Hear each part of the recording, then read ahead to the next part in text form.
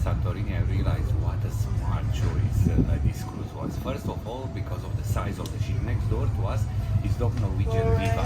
Imagine to be on board of a ship with 4,000 plus passengers, screaming kids, busy swimming pool and so on. And look what we have here. Azamara Journey, a small ship, you feel like home and you will always find your favorite spot to spend your time. The second smart choice was related to itinerary. I've been to Santorini before, so what's the point to leave the ship but I enjoy an entire vessel just for me? And by the way, if you are in one of the top suites, you have access not only to the swimming pool, of course, but it's a private space in the spa area right in front of the ship. If the pool, the main pool, is quiet, believe me, that place is like a morgue. It's nobody but us. So what else can you ask than having your own jacuzzi and your own front ship sun deck? Who can complain today?